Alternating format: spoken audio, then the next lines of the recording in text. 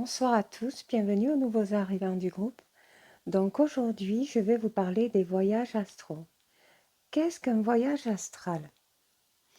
Alors, le but d'un voyage astral, c'est de maîtriser au mieux votre énergie.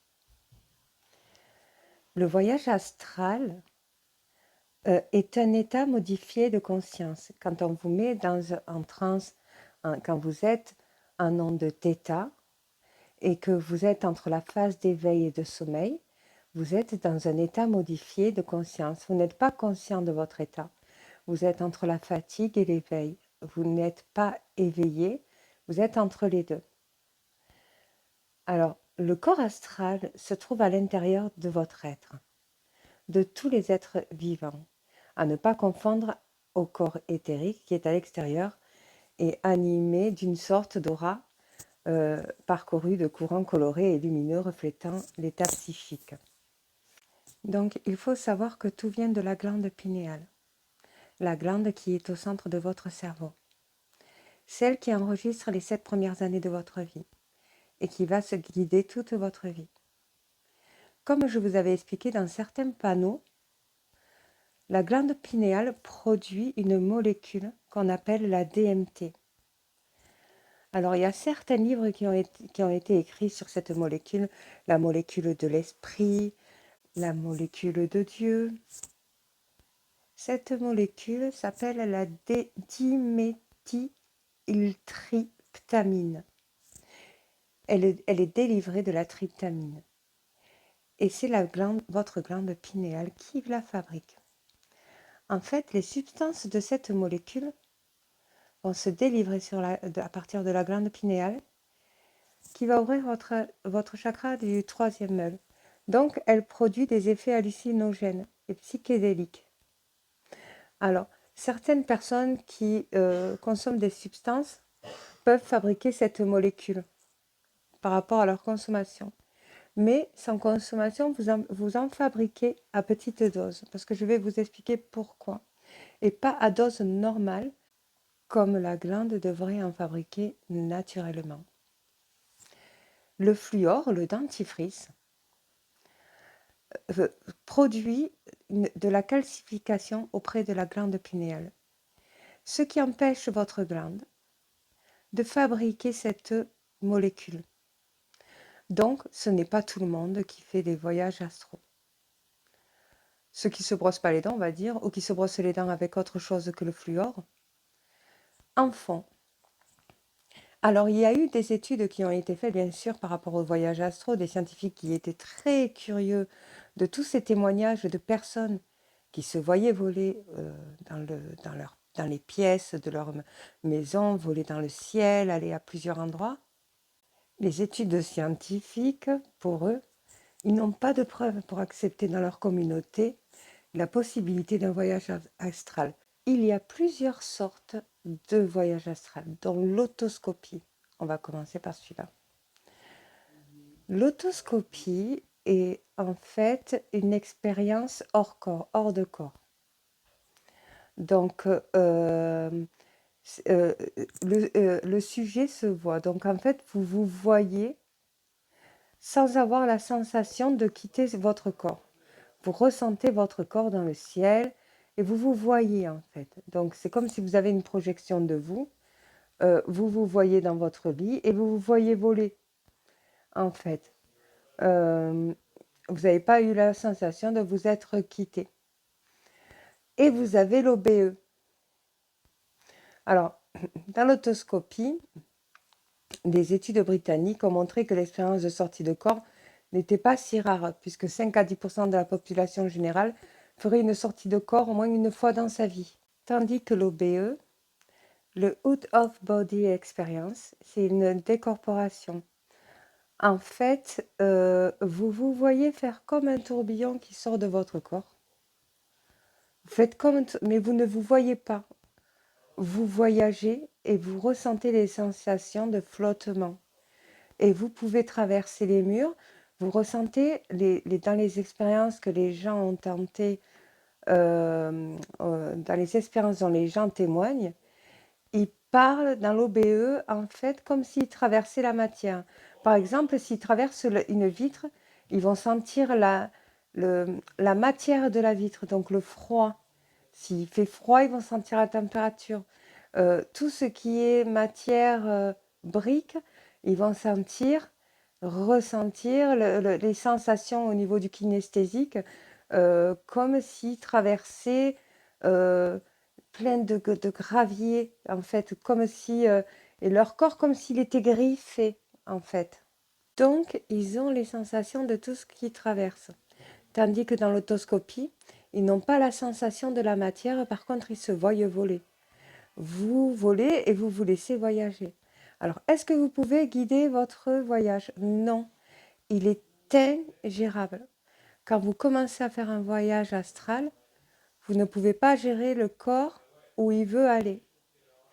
Alors, j'ai posé des questions moi-même de personnes qui ont déjà tenté l'expérience du voyage astral, qui m'ont expliqué l'autoscopie, l'OBE, ils ne savaient pas les noms, mais c'est exactement les mêmes témoignages que pratiquement toutes les personnes donnent aux scientifiques qui s'intéressent à justement cette expérience. Donc en fait, ils m'ont expliqué que c'est quelque chose qu'ils ne maîtrisaient pas.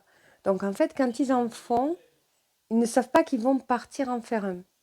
Alors, il y a une personne qui m'a dit qu'il arrivait à maîtriser ses voyages. Donc, pas à maîtriser les endroits où elle va, parce que ça, elle ne peut pas le maîtriser. Par contre, elle m'a expliqué ses expériences de ce qu'elle a vécu. Donc, les traversées des matières, donc elle a fait une OBE. Elle a fait aussi une autoscopie et elle en fait souvent. Donc, cette personne, dans la maîtrise de ses voyages astraux, elle m'expliquait que quand elle était entre la phase d'éveil et de sommeil, pour essayer d'en faire, il faut essayer de se répéter corps endormi, esprit éveillé, corps endormi, esprit éveillé, mais le répéter à plusieurs reprises pendant que vous tombez en phase de sommeil, pour que le corps puisse partir. Alors, j'ai eu un autre témoignage qui m'a expliqué en avoir fait et il allait dans son salon en volant et par exemple, il voyait sa femme en train de regarder une série télé et il connaissait les épisodes parce qu'il les voyait.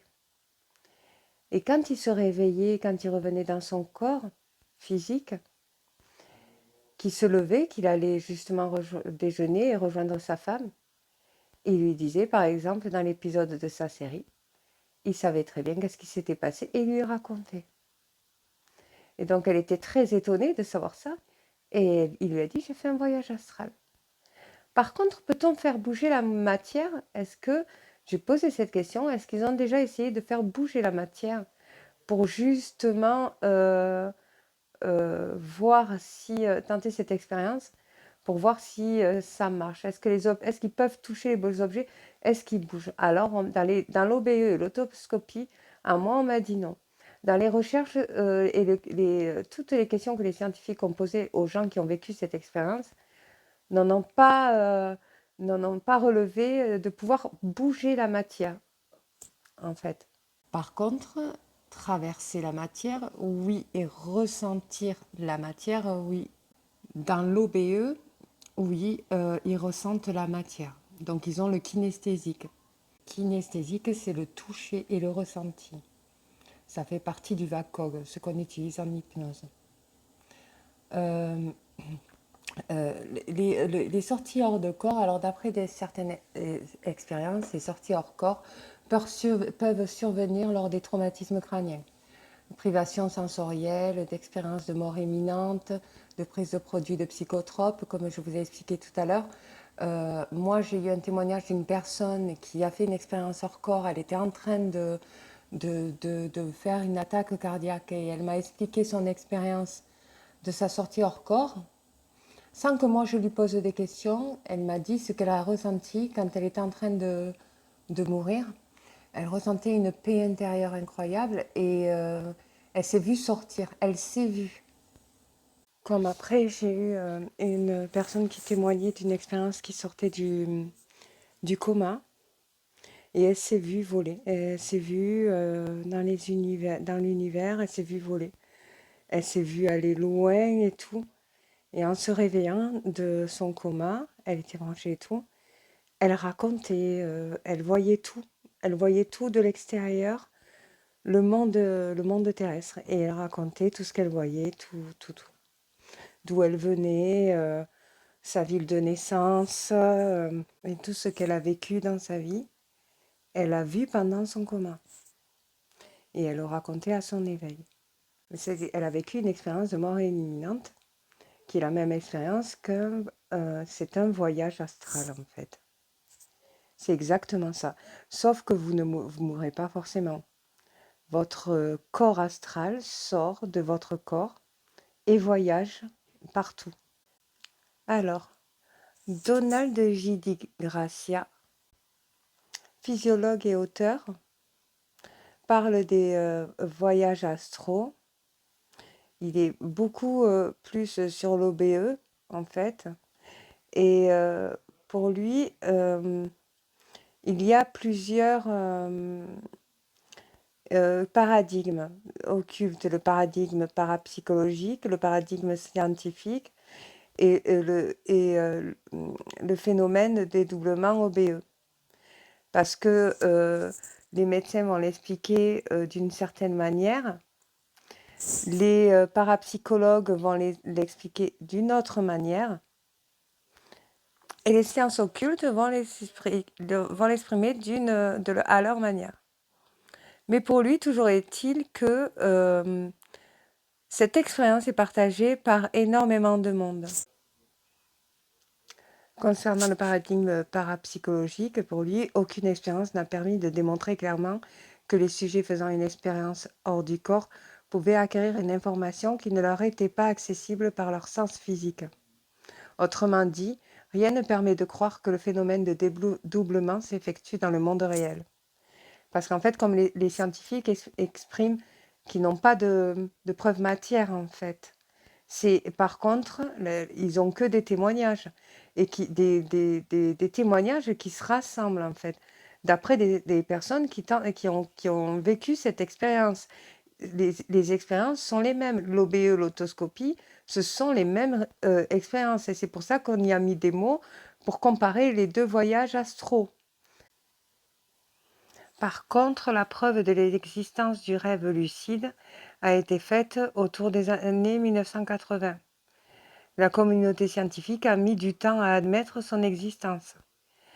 Le spécialiste français de la neurophysiologie, Michel Jouvet, ne croyait pas non plus à son existence, jusqu'à qu'il y ait changé d'avis. L'OBE et le rêve lucide, c'est chercher des critères de différenciation entre le rêve lucide et la sortie hors du corps. On est arrivé à la conclusion que l'expérience de sortie hors du corps est probablement, d'un point de vue conscientiel, un préliminaire ou une dégradation de celle du rêve pleinement lucide. N'en déplaise aux personnes ayant vécu les deux phénomènes et affirmant que la sortie hors corps n'était pas un rêve, les deux arguments pour plaider cette hypothèse sont l'absence d'esprit critique concernant les anomalies rencontrées pendant l'expérience, la présence d'une lucidité partielle d'un type particulier qui n'irait pas jusqu'à la prise de conscience pleine et entière. Parce qu'en fait, si la sortie de hors corps était un rêve, les rêves, c'est le subconscient qui le travaille, donc c'est avec la glande pinéale. Donc normalement, le subconscient est rempli d'informations dont vous n'avez pas conscience.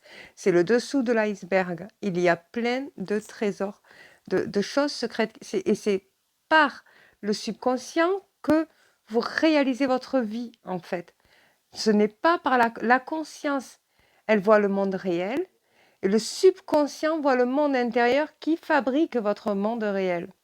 Donc en fait, qu'est-ce qui se passe? Toutes les informations du subconscient, tout est mélangé. C'est une bibliothèque de plein de livres qui racontent de tout et du n'importe quoi, de ce que vous avez traversé, en traumatisme, en émotionnel, en croyance imitante, en croyance aidante. Tout est enregistré dans votre subconscient. Et pour en prendre conscience, normalement, il faut consulter un hypnothérapeute. Donc, quand vous faites un rêve et que vous le racontez, en règle générale, ce n'est pas un rêve constructif. Quand vous racontez un rêve, c'est plusieurs informations qui sont mélangées. Par exemple, vous pouvez vous voir rêver d'un arbre ou je vais inventer. Et dans cet arbre, vous voyez une souris et vous essayez. Vous pouvez même pas le construire. Vous savez pas qu'est-ce qu'elle veut cette souris. Voilà. Alors vous avez qu'une envie, c'est de monter l'arbre, mais en fait, vous y arrivez pas. Et puis tout d'un coup, vous allez vous retrouver dans un autre endroit. C'est le subconscient qui vous amène des images, des flashs, des événements dus à vos émotions, qui n'est pas du tout constructif. Alors que les voyages astraux, ce qu'expliquent les scientifiques et qu'ils ne peuvent pas nier, c'est que c'est constructif. Quand une personne témoigne de son voyage, elle explique tout au détail. Et c'est constructif. Et tous les témoignages, donc c'est-à-dire que tout ce qu'elle vit, ils se rendent compte que c'est un rêve conscient. Et ça, ils ne peuvent pas le nier. C'est pour ça qu'ils sont, entre parenthèses, les scientifiques avec les voyages astraux. Il y a aussi la deutéroscopie ou hallucination spectaculaire qu'on appelle l'eau avec H-E-A-U, toscopie qui s'appelle LAS, H-A-S.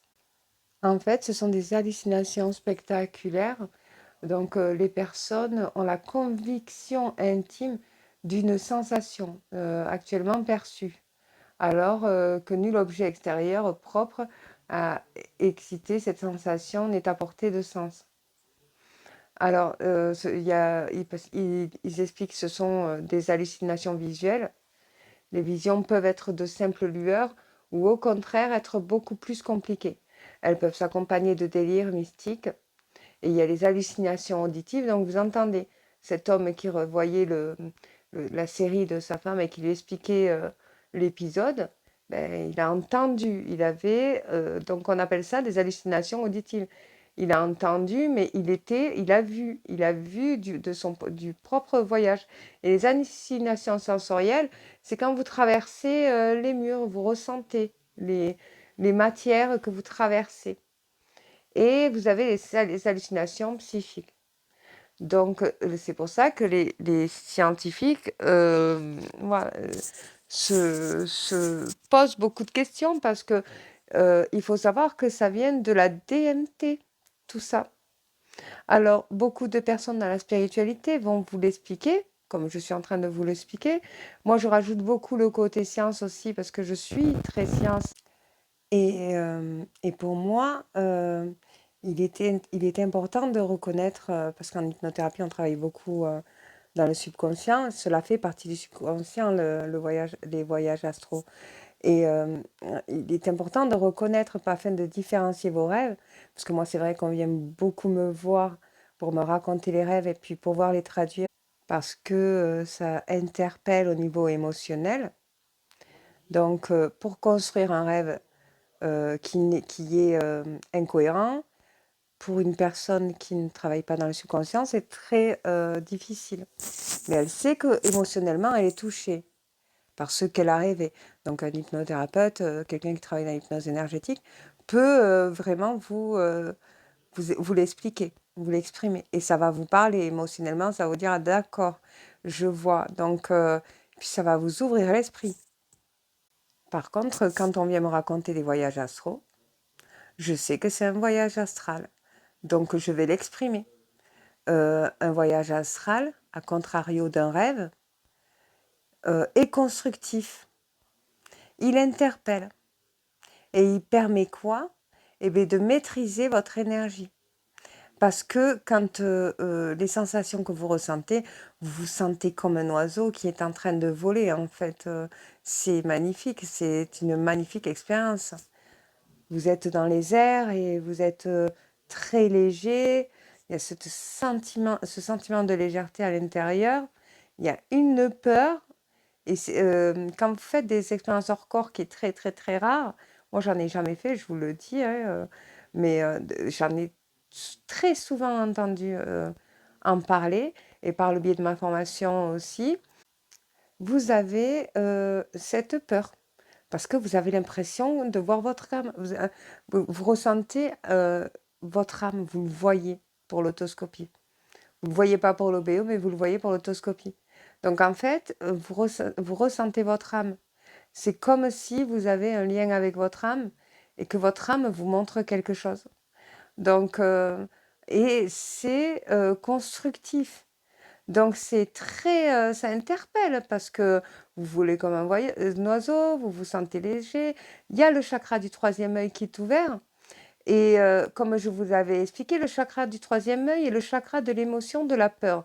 Quand vous avez peur, il s'ouvre. Et là, forcément, comme vous avez l'impression d'être mort parce que vous volez, ça crée, ça génère une peur. Donc ça génère une accélération cardiaque. Donc, combien de temps ça dure? Alors, ça peut durer 5 minutes, 2 minutes, mais en 2 minutes, vous avez l'impression d'avoir traversé des murs pendant 10 heures. Vous avez l'impression d'avoir volé pendant 20 heures, alors que non, vous avez volé 2 minutes, ou 1 minute peut-être. Mais vous avez vu en 1 minute plein de choses et que votre âme veut vous montrer. Et vous avez vu, en fait, le monde terrestre. En fait, vous ne voyez pas d'autre monde comme on voit dans les rêves.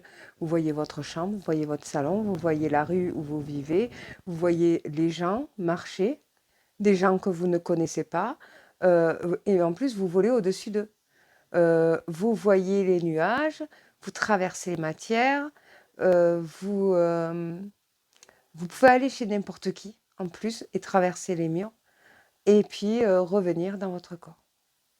Donc du coup, voilà, j'espère que cette vidéo sur les voyages astro vous aura plu et qu'elle vous servira à comprendre ce que c'est, à différencier un rêve et un voyage astral pour pouvoir vous repérer. Pour la prochaine vidéo, je vous parlerai de l'homme de mon soleil. Et ensuite, pour la vidéo d'après, ça sera sur les âmes sœurs. Donc, je vous fais de gros bisous, je vous souhaite une bonne soirée.